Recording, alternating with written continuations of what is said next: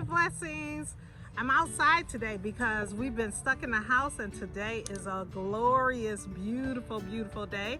And I wanted to change sceneries and bring you out to a special location in my community. But I am going to put on my sunglasses to do the rest of it until the sun goes down just a little bit so I can see, because it is beautifully blinding.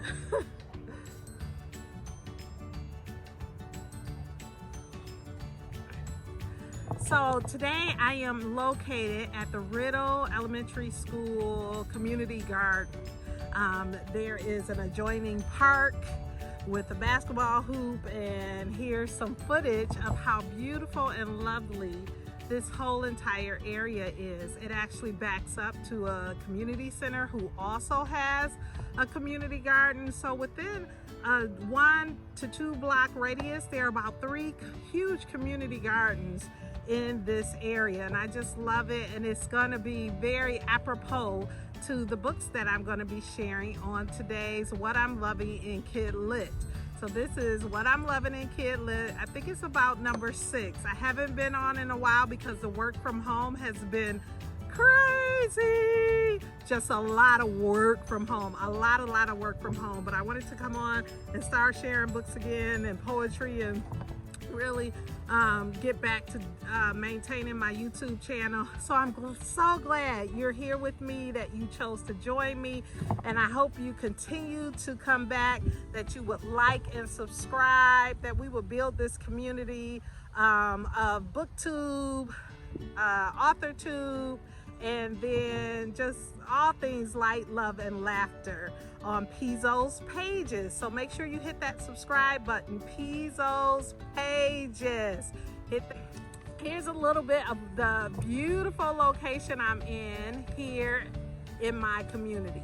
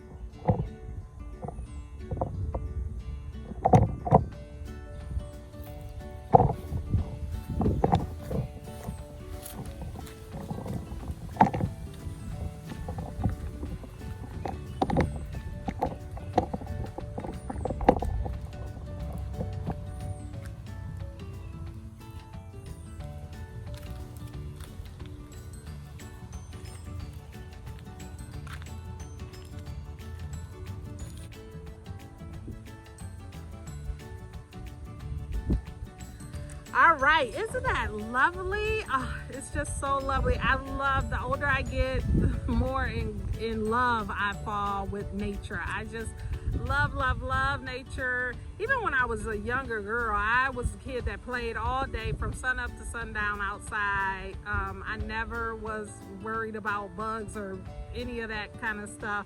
And as long as I was outside, I don't want bugs and all that stuff in my house. But outside, I have always loved nature. And, you know, living in an urban city, we still played all day outside and every day outside. I mean, that was like our punishment. Go outside and play. If we were coming in and out of the house too much, or, you know, trying to hang around waiting for a boy to call us on the phone, it was always go outside and play. Go outside and get some fresh air. Go outside and let the sun soak in your skin. And the funny thing is, I do that to this day to my boys. Go outside. Go, go, go, go, go, go.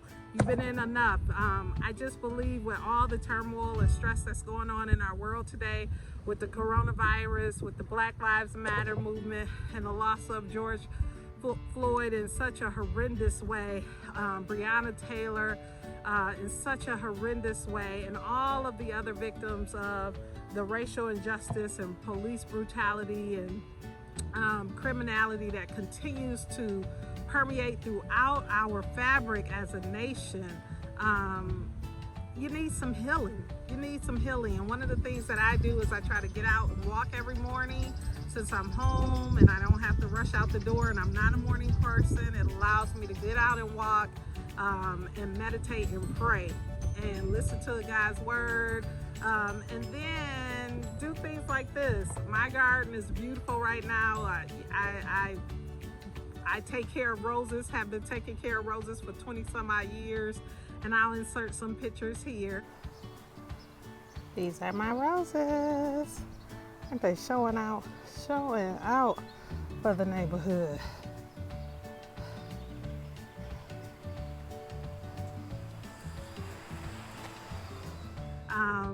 And so I just love being out in the nature. I love beaches, love mountains. I love being around nature. I think it's a really God's way of providing us with healing and nurturing without any work.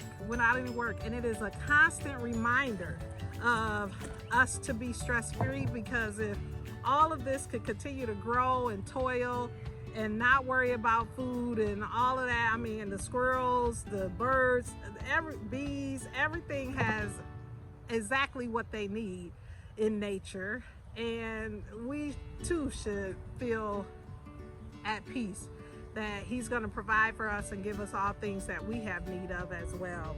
So I'm talking books today in this Kidlit, what I'm loving in Kidlit.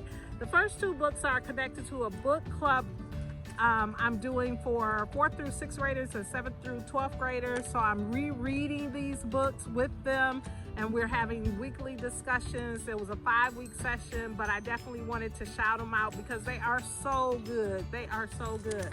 So the first one is Jumpies.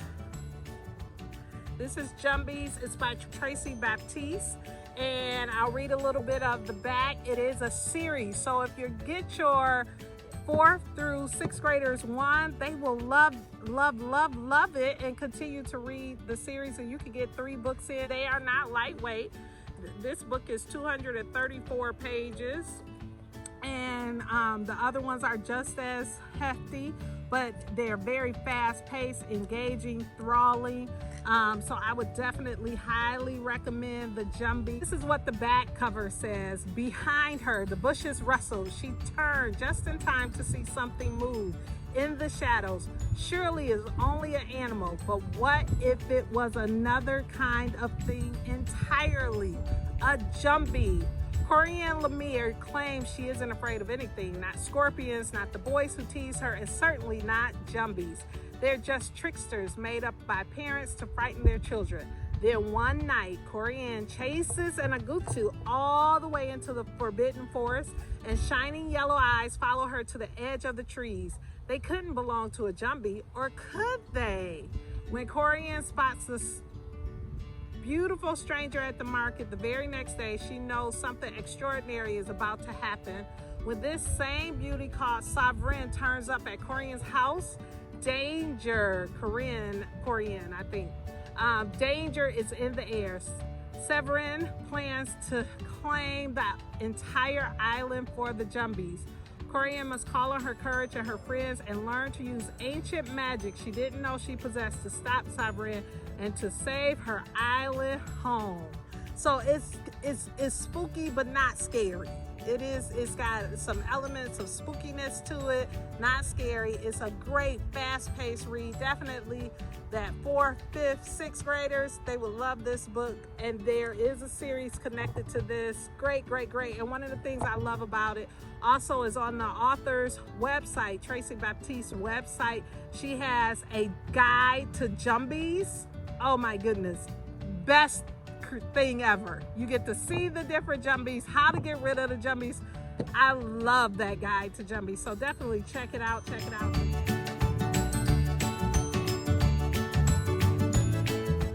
Jumpies. The next one is See Folks. I used to teach this book several times. This is a even though it's very thin, it's about 101 pages just about. This book really does have a lot of meat to it. It is a lot of meat. It is written in several characters, voices, points of view, and it's about a community garden, hence my location being within the community garden in our neighborhood.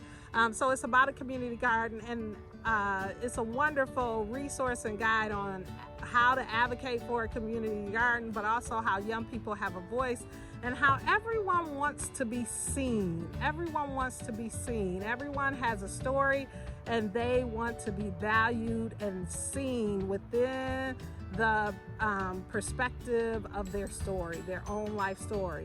And so this is on the back, it says Common Ground. A vacant lot, rat infested and filled with garbage, looked like no place for a garden, especially to a neighborhood of strangers where no one seems to care. Until one day, a young girl clears a small space and digs into the hard-packed soil to plant her precious bean seeds.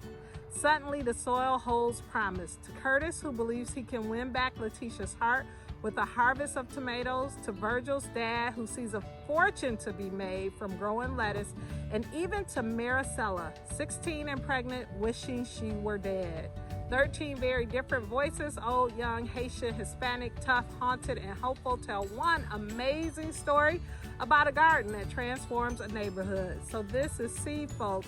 There is definitely some depth to the themes of acceptance, of immigration, of community, how loneliness can affect a community. So it's a wonderful read, and I would definitely highly recommend for you to get this one as well. See Folks by Paul Fleischman, who is a Newbery Medal winning author. It's wonderful. The next book I read was Like Vanessa, and I actually talked about when I was going to read it when I purchased it. And this is called Like Vanessa, and it's by Tami Charles. And the Vanessa you might be thinking of is exactly what the book is about. Vanessa Williams, who was the first African American to be crowned Miss America in 1983, September 1983. So it's a lot of her story in there with the main character's story of coming of age, looking up to Vanessa Williams as Miss America. So here is the book. It took 50 stinking years for a black woman to win Miss America, and now 13-year-old Vanessa Martin starts to believe that maybe she can be like Vanessa Williams, who was just crowned. But nothing is ever easy. Vanessa's mother left 9 years ago, and Daddy and Pop won't talk about her. There's never enough money, and Vanessa feels like she's losing her best friend, Tanisha. When the new music teacher, Mrs. Walton, announces she's running the school's first ever pageant, Vanessa decides there ain't gonna be no pageant for her. She's got better things to do with her time anyway, and that's that. But it's not. Next thing Vanessa knows, she's in the pageant, and neighborhood mean girl Beatrice is all up in her business. Then Daddy hides a mysterious envelope addressed to Vanessa, and she thinks it might be a way to find her mother. So the story is it pulls you along, it's engaging, it is got some riveting moments to it. The writing is pretty well done, enough to engage you. I had some issues with this book. I did have some issues with it.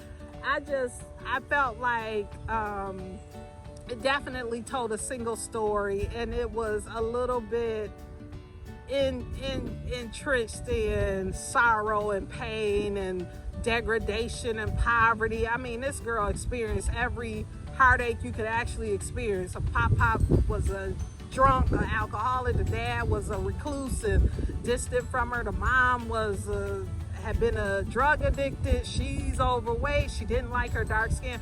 I did not like that, and I struggled with, would I give this to a young girl? Like, was it enough redemption in the book for me to feel like a young girl of color would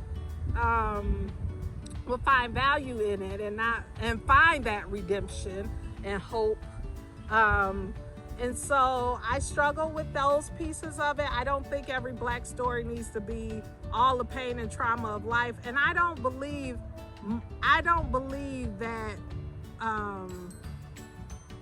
people deal with layer upon layer upon layer on the most part. I think everybody deals with something.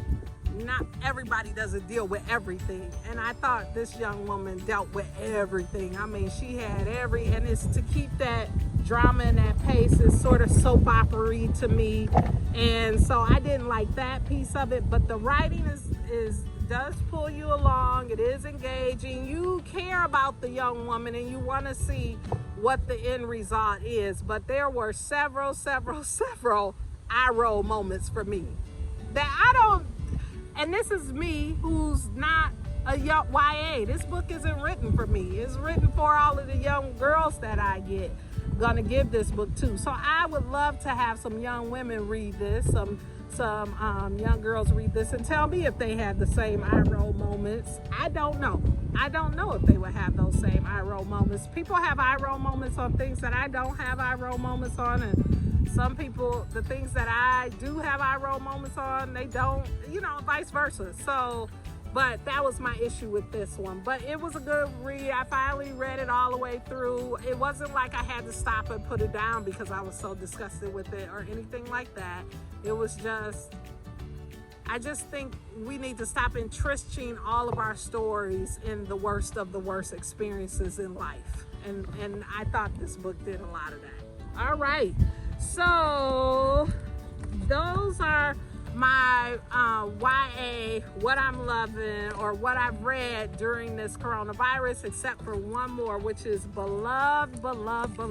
This author is beloved to me. I've had the pleasure to meet her a couple of times. I was searching.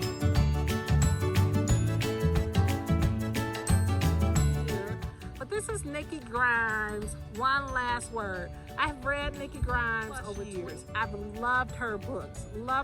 They are always exactly what I need when I want it, and they're beautiful. They're beautifully written, and I think about that a lot as a writer. Like, what do I want the legacy of my books to represent of me? And if I could model a copy of somebody, she would be a close one for me.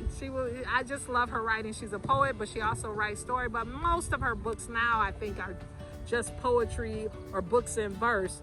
And this one is just beautiful on so many levels. One, it has this beautiful artistry. I'll show you a few pictures. Beautiful illustration and artistry within the stories. I mean, some of these I could actually pull out and frame and put on my wall. They're so beautiful and lovely. But it's a book of poetry of the Harlem Renaissance poets.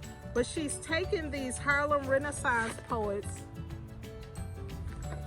Countee Cullen to Langston Hughes to Gwendolyn Brooks to Jean Toomer, Clara Ann Thompson. She's taken many of their, like maybe one of their most popular poems, and created them into a golden shovel poem. The idea behind the form, poetry form. The form I used to create this book is called the Golden Shovel. It was first introduced to me when I was asked to contribute to the University of Arkansas Press collection titled The Golden Shovel Anthology, a book honoring the work of Gwendolyn Brooks. The poem I penned was titled Storm, developed from a line in the Brooks poem, A Light and Diplomatic Bird. The idea of a golden shovel poem is to take a short poem in its entirety or a line from that poem called a striking line and create a new poem using the words from the original. Say you decide to use a single line. You would arrange that line word by word in the right margin. The right margin. One word down the right margin.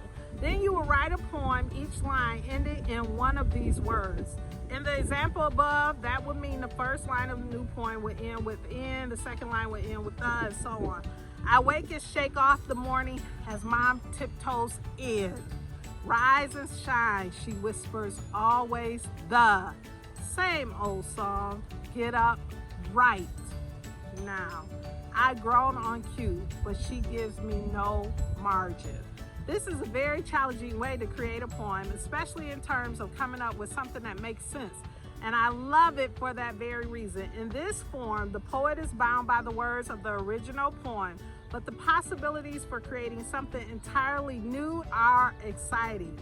I hope you enjoy reading these as much as I enjoy writing them. Nikki Grimes. So this is One Last Word by Nikki Grimes. And I have it signed because I actually, when I met her, I bought it. But she actually uses the poetry from artists known for the Harlem Renaissance to create these golden shovel poems.